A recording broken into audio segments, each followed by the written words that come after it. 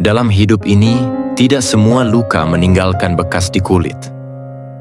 Ada luka yang lebih dalam, tersembunyi di balik senyum yang dipaksakan, di balik tawa yang hanya dijadikan tameng. Langit tak selalu cerah, dan hati tidak selalu tenang. Ada kalanya hidup memaksa kita untuk menjadi kuat, di saat kita bahkan tidak punya tenaga untuk berdiri. Dan yang paling menyakitkan bukanlah luka yang ditimbulkan, melainkan ketika pelakunya berpura-pura menjadi korban, mendramatisasi perannya, sementara Anda diam di sudut, dicap sebagai duri. Apakah Anda pernah mengalami hal ini? Disakiti, dihancurkan, namun justru difitnah sebagai penyebab segalanya? Orang yang melukai Anda menangis paling keras, sementara Anda yang diam justru dianggap sebagai sosok yang paling salah. Ini bukan kisah baru bagi jiwa-jiwa yang terpilih. Ini adalah luka spiritual, luka jiwa yang hanya bisa dipahami oleh mereka yang punya kedalaman batin. Jika Anda pernah mengalami hal semacam ini, maka ketahuilah, bukan karena Anda lemah, tapi karena semesta sedang memperkuat inti cahaya di dalam diri Anda. Mari kita selami kisah ini bersama, bukan untuk mengasihani diri sendiri, tapi untuk menemukan makna yang lebih besar. Bagaimana caranya jiwa yang terpilih tetap berdiri tegak, meski dunia mencoba menjatuhkannya dengan cerita palsu. Bagaimana caranya Anda tetap berjalan, bukan dengan kebencian, tapi dengan keanggunan yang lahir dari kesadaran tertinggi. Karena pada akhirnya, yang palsu akan runtuh, dan yang murni akan bersinar tanpa perlu menjelaskan dirinya. Sebelum kita melangkah lebih jauh, jika Anda merasa video ini menyentuh bagian terdalam dari hati Anda, berikan dukungan dengan menekan tombol subscribe. Klik like untuk menunjukkan bahwa Anda berdiri bersama kebenaran, dan tuliskan angka 77 di kolom komentar, sebagai simbol bahwa Anda adalah bagian dari jiwa-jiwa yang dipilih, yang tetap berdiri meski difitnah, tetap bersinar meski dicemari, dan tetap mencintai meski pernah dihancurkan. Bagian 1. Mengenali racun dalam keheningan. Ada luka yang tidak terlihat, tapi efeknya jauh lebih menghancurkan dibanding tamparan di wajah atau teriakan di telinga. Luka itu bernama racun keheningan, situasi di mana Anda menjadi korban, namun tidak bisa membela diri tanpa terlihat bersalah. Inilah permainan paling halus namun mematikan dalam dinamika hubungan yang toksik. Ketika seseorang menyakiti Anda namun dengan lihai membalikan fakta dan mencitrakan diri mereka sebagai korban, maka Anda masuk ke dalam perang psikologis yang sunyi. Sebuah bentuk kekerasan emosional yang sering kali luput dari mata dunia. Mereka tidak hanya menyerang tindakan Anda, tetapi juga mengaburkan realita, membuat Anda mempertanyakan kebenaran versi diri sendiri. Racun ini menyusup perlahan, bukan dalam bentuk konfrontasi langsung, tetapi lewat isyarat pasif-agresif, komentar ambigu, dan pencitraan yang manipulatif. Anda mulai merasa bersalah, padahal Anda yang disakiti. Anda mulai mempertanyakan nilai Anda sendiri, padahal Andalah yang menjaga integritas. Racun ini bekerja bukan hanya untuk menjatuhkan Anda di mata orang lain, tapi juga untuk membuat Anda ragu terhadap intuisi dan suara hati Anda sendiri. Ketika Anda diam demi menjaga kedamaian, mereka memanfaatkannya untuk memperkuat narasi palsu mereka. Diam Anda dijadikan bukti bahwa Anda bersalah, padahal Anda sedang berjuang dalam badai batin yang tidak terlihat. Inilah mengapa penting untuk mengenali racun ini sedini mungkin. Karena keheningan yang Anda pilih demi menjaga hubungan bisa menjadi tali gantung yang digunakan untuk menggantung karakter Anda. Anda perlu menyadari bahwa tidak semua ketenangan adalah damai. Kadang ia adalah medan perang yang disamarkan. Saat Anda mulai merasa tidak bebas menjadi diri sendiri, saat Anda merasa harus berjalan di atas pecahan kaca agar tidak disalahpahami, saat itulah Anda tahu, ini bukan hubungan yang sehat. Ini adalah racun yang harus dikenali sebelum Anda perlahan kehilangan diri Anda sendiri. Bagian 2. Jangan biarkan diri Anda terguncang. Ketika seseorang memutarbalikkan fakta dan membuat Anda terlihat sebagai pihak yang bersalah, itu bisa mengguncang batin dengan sangat dalam. Namun, penting untuk disadari bahwa kebenaran tidak membutuhkan pengakuan dari semua orang untuk tetap menjadi kebenaran. Jangan biarkan gempuran manipulasi dan fitnah mengacaukan pikiran Anda. Jiwa yang kuat tahu kapan harus diam dan kapan harus melangkah pergi. Bukan karena kalah, tapi karena tidak ingin terjebak dalam lingkaran kerusakan yang terus berulang. Keteguhan Anda adalah kekuatan. Dan kekuatan sejati adalah ketika Anda tetap teguh memegang nilai, bahkan saat dunia di sekitar Anda mencoba merobeknya. Seseorang yang menciptakan drama, lalu bersikap seolah-olah ia korban, sebenarnya sedang bermain dengan ketakutan mereka sendiri. Mereka tahu, dalam diam, Anda tersimpan kekuatan yang tidak bisa mereka kontrol. Maka mereka menciptakan keraguan dan tekanan, berharap Anda akan goyah, jatuh ke dalam perangkap reaksi yang akan mereka gunakan untuk memperkuat kebohongan mereka. Tapi disinilah letak ujian Anda, untuk tetap berdiri tanpa ikut bermain dalam permainan mereka. Jangan biarkan mereka menentukan arah emosi Anda. Anda tetap memegang kendali ketika memilih untuk tidak merespons dengan cara yang sama. Ingatlah, tidak membalas bukan berarti kalah. Menghindari drama bukan berarti lemah.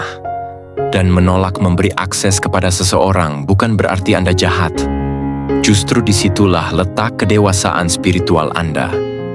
Anda mulai memahami bahwa kedamaian tidak dibeli dengan klarifikasi yang dipaksakan, melainkan dengan menjaga diri agar tidak terseret dalam kekacauan yang bukan milik Anda. Anda tidak perlu menjelaskan diri Anda kepada orang yang sudah memutuskan untuk salah paham. Fokuslah pada pertumbuhan batin Anda. Karena pada akhirnya, jiwa yang tidak terguncang adalah jiwa yang telah menemukan pusatnya. Dan pusat itu adalah kebenaran yang tidak tergoyahkan. Bagian 3. Menghadapi dengan ketegasan, bukan kebencian. Ketegasan adalah seni menjaga batas tanpa merusak. Ini bukan tentang melawan dengan kemarahan, melainkan berdiri tegak dengan keberanian yang tenang. Dalam menghadapi orang yang menyakiti Anda, lalu berpura-pura menjadi korban, penting untuk tidak terjebak dalam permainan emosi mereka. Mereka mungkin akan memutarbalikkan fakta, membuat Anda merasa bersalah atas sesuatu yang bukan kesalahan Anda, bahkan merusak citra Anda di mata orang lain. Tapi disinilah kekuatan ketegasan diuji. Bukan untuk membalas, tapi untuk berkata, cukup. Karena setiap kali Anda membiarkan kebohongan dibiarkan begitu saja, Anda sedang mengikis harga diri Anda sendiri.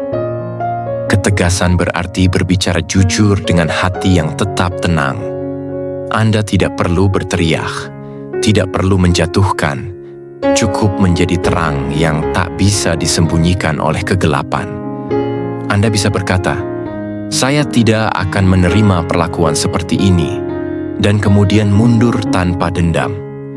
Tindakan ini bukan kelemahan, melainkan keberanian tertinggi, karena Anda memilih untuk tetap menjadi manusia yang berbelas kasih, bahkan ketika disalahpahami. Ketegasan juga termasuk keputusan untuk tidak selalu menjelaskan diri kepada orang yang tak pernah berniat memahami. Anda tidak sedang berusaha menang, Anda sedang berusaha menjaga jiwa Anda tetap utuh. Dan inilah hal terpenting. Ketegasan adalah bentuk penghormatan terhadap kehidupan Anda sendiri. Setiap batas yang Anda tegaskan adalah pernyataan bahwa Anda pantas diperlakukan dengan hormat, bahkan oleh orang yang tak mampu memberikannya.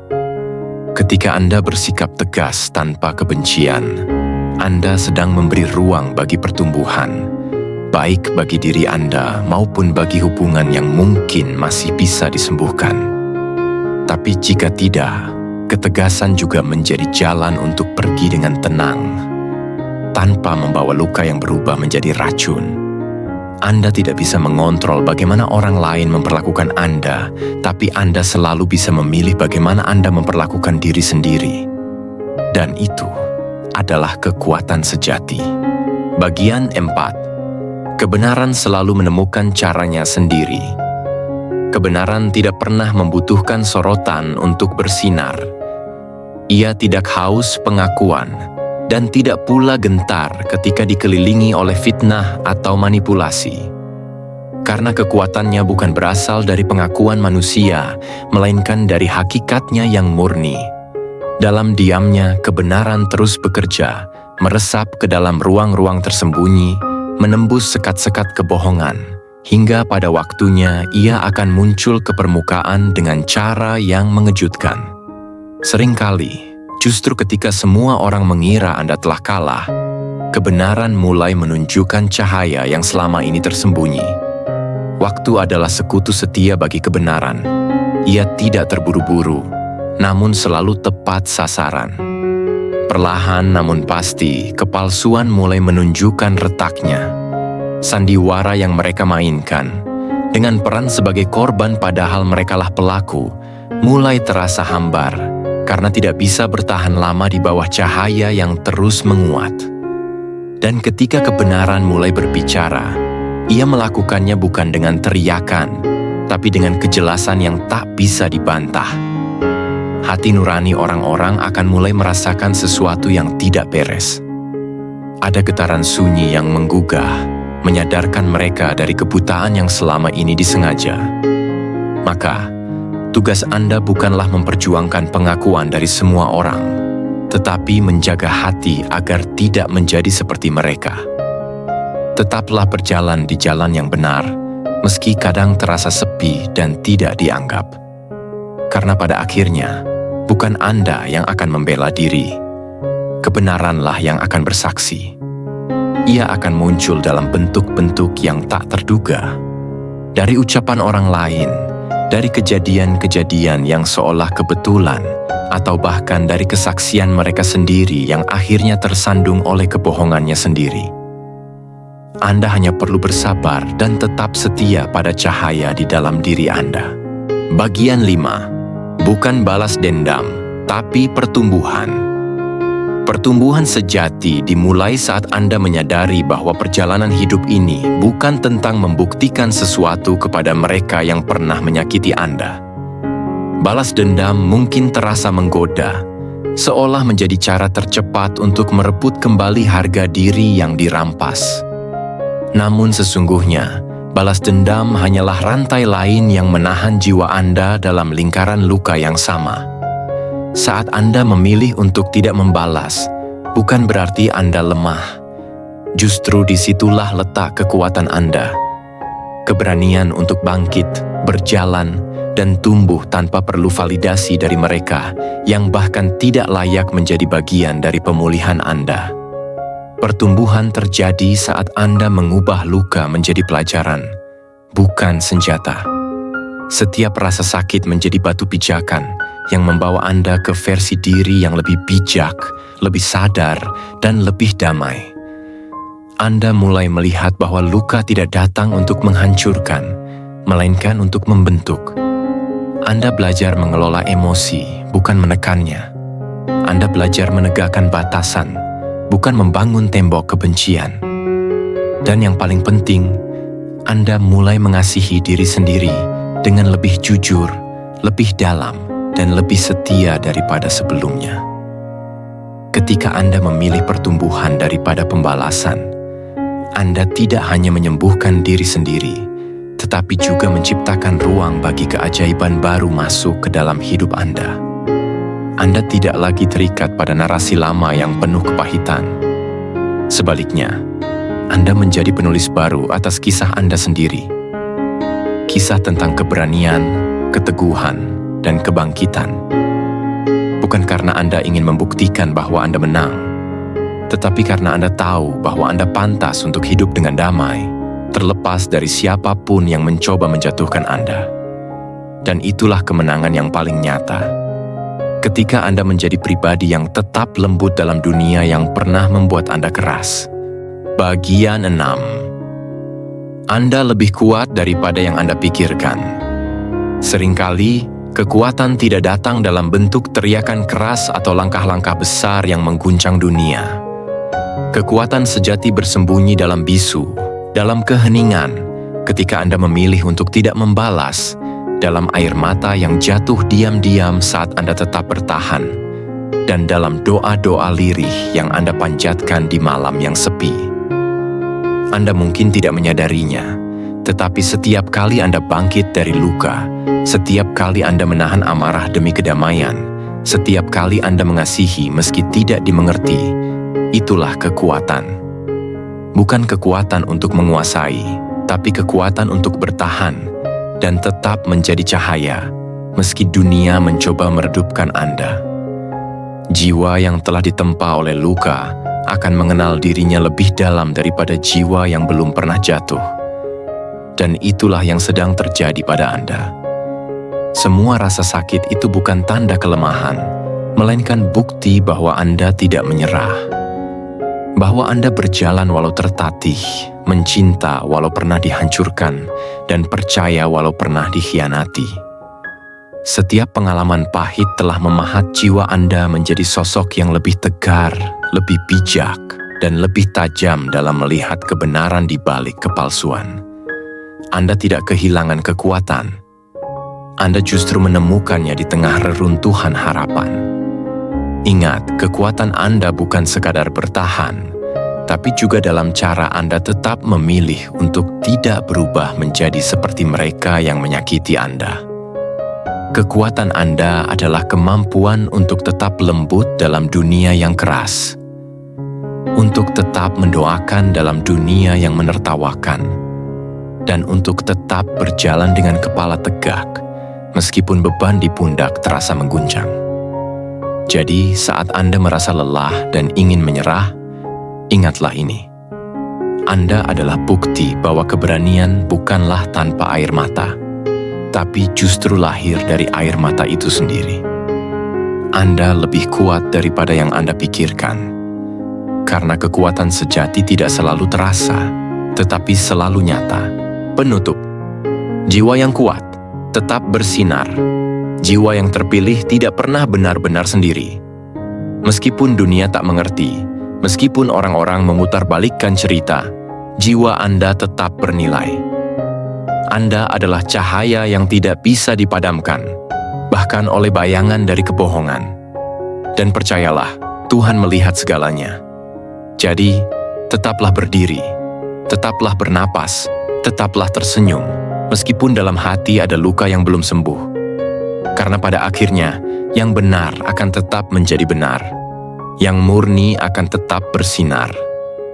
Dan Anda adalah jiwa terpilih yang tidak diciptakan untuk kalah, melainkan untuk menginspirasi dunia. Lewat luka yang berubah menjadi cahaya.